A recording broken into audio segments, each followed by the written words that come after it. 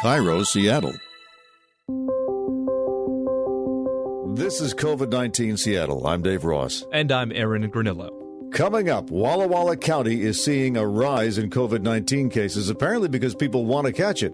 And we'll take a look at the wide new world of sports. But first, several Republican lawmakers in Washington state filed a federal lawsuit against Governor Inslee. They want to end his stay-at-home order. We can't ignore the pleas of the citizens and the people who are being impacted by this. That's Representative Andrew Barkis from Olympia on KTTH. He says he filed this lawsuit because he believes the governor's power to shut down businesses across the state is unconstitutional. Here's what Inslee had to say about that. If we today released all of our efforts, halfway through this effort or two-thirds through this effort, this virus is going to come back with a vengeance. And apparently those politicians, as far as I can tell, that doesn't bother them too much. But when you see the tears of the families who have lost 800 people, I think you'd reach a different conclusion.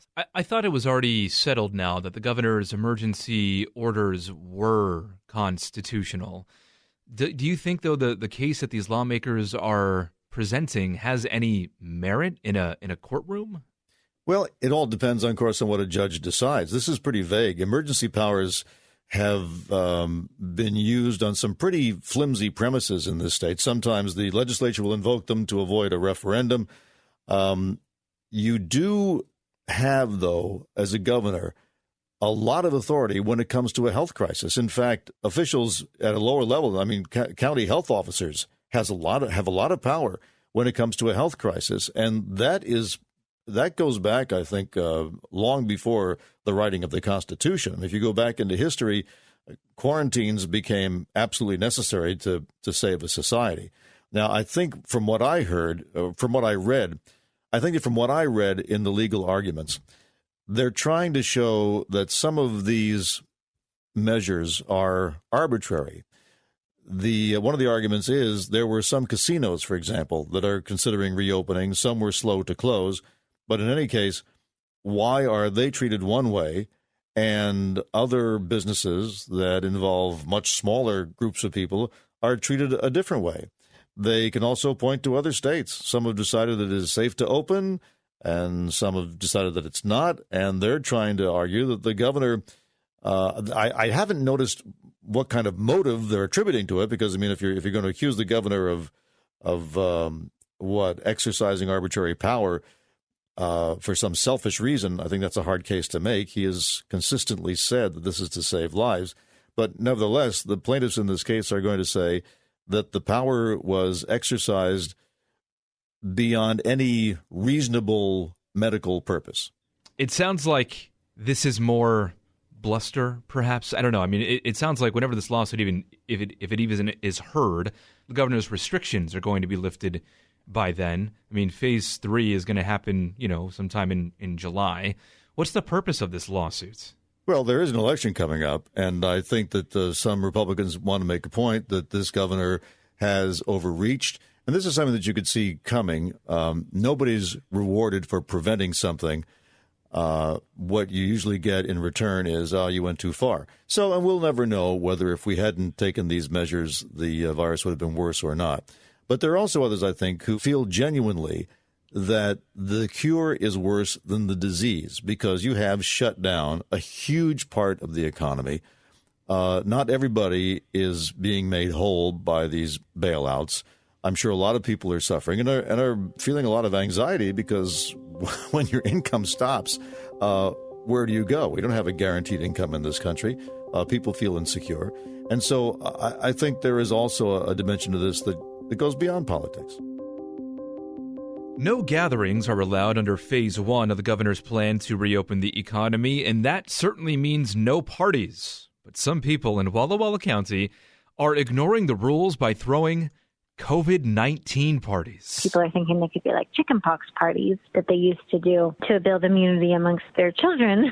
But coronavirus just is not a virus that's similar to the chickenpox in that way. That's Megan DeBolt. She's with the Walla Walla Health Department, and she says the county is not conducting any enforcements against these people who are holding parties, but is instead educating the public about the danger of these parties. But hey, it's a free country. It's a free county out there. Why not just let people throw parties and catch the virus if they want to. You're free to infect yourself, as far as I know, but what you're not free to do is infect somebody who doesn't want to buy into this method of creating herd immunity. So I would hope that anybody who attends one of these parties wears a badge saying, I attended a virus party, so that the rest of us can stay 6 feet away from them. The concern here, obviously, is if people go to these parties and do get infected, who knows what they're going to do afterwards? Will they go to the store? Will they go to work? So, I mean, I don't know if you can. Again, the county's not saying they're not enforcing anything here. They can't arrest people, I don't think.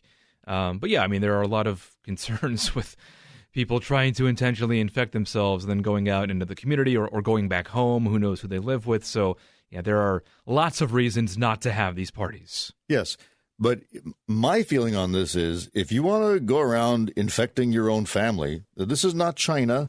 You can do that. It's like anything else. I draw the line where your rights interfere directly with my rights, where your right to infect yourself in hopes of achieving some sort of herd immunity collides with my right not to infect myself because I don't know enough about this virus to trust this idea of getting it to create herd immunity. It's not even clear that the antibodies that are generated provide that much immunity because the virus is evolving so quickly. So again, go ahead and have your party, but at least have the consideration when you go out among the rest of us who don't really want to use that method of inoculation, put a mask on or wear a badge saying, I was at a COVID-19 party, keep your distance. So theoretically, you'd be in favor of these parties if somehow you could quarantine all the people who went there or isolate all the people who went there. Yeah. No, I'm not. I don't want to interfere with their rights. Right. I just believe in transparency. Be transparent. Okay. If you believe this is the right thing to do, wear it proudly on your shoulder. You might remember that old show on ABC, The Wide World of Sports. Spanning the globe to bring you the constant variety of sport. We are slowly entering the wide new world of sports. Take a listen to what baseball now sounds like in South Korea. That is a home run. Nobody seemed to react at all. There obviously is no crowd. Empty stadiums, no high fives after home runs. Seattle Mayor Jenny Durkin says large crowds won't be returning here anytime soon. She spoke with Snapchat's show Good Luck America. I don't think you're going to see crowds in stadiums. I don't know if you saw it, but in Taiwan, they had their first games, and they actually had mannequins in the seats. Mannequins in the seats. But hey, it sounds like at least everybody's golf scores will look a whole lot better. I heard on the morning news today, Chris Sullivan, went out to the golf courses, and the new rules out there are what? There are no more sand dunes, no more sand traps because there are no rakes. No more raking. Right. Yeah. So I guess if your ball goes into a sand trap, you can just get a free shot, a free mulligan afterwards. Is that how it works? Is that what I've heard, I think? Well, the main change is that there are no cups. Yeah. So they've raised the lip of the cup so that the ball doesn't fall into the hole, which would require touching the cup and potentially spreading the virus. So now all you have to do if you're putting for your par is to touch the lip of the cup, and that counts as your score. So for people like Chris, who almost never gets it in the cup, this is really, really, really good news. Yeah. What do you make of the whole idea about baseball stadiums with mannequins or maybe like virtual fans cheering on the team after a home run? Well, it's obviously not the same. Never mind baseball. What would the Seahawks do without the 12th man? Right. They're yelling when the opposing team is trying to hear their signals. I mean, that's going to be the real test of this whole idea of whether people are going to go back to the stadiums again. The expectation, I think, is that the crowd is part of the game. Mm-hmm. And it's really tough to have that happen when there's no crowd. Yeah. I don't know how they make money. I guess sports always figures out a way to make money. But the excitement, obviously, it's just not there. And it's not just sports. I'll tell you who I feel sorry for. I mean, I feel sick about the whole performing arts community. I mean, talk about an industry that's been shut down. And these are not people who are getting multi-million-dollar contracts. They don't have a lot of savings to fall back on in many cases. There's just nothing they can do. And I'm not quite sure how that's going to come back. And that's what my entertainment world is, Aaron. I go to very few sporting events because, virus or not, I don't typically like huge crowds. But I do go to a lot of theater. And I'm worried that a lot of those companies might not survive. I'm pretty sure they can't do it if you have to go to 6 feet between seats in some of those small theaters because they're tiny to begin with. Yeah, let's not forget Phase 4 is when anything of that nature would even be allowed, gatherings of more than 50 people. And who knows when Phase 4 is going to happen, or will it happen by the end of the year? I mean, I've been seeing reports that people are saying don't expect crowds at stadiums until the fall of 2021 is what I've seen. Wow. Yeah. Well, that would be tough. That would be tough to swallow, both for the fans and for the teams themselves.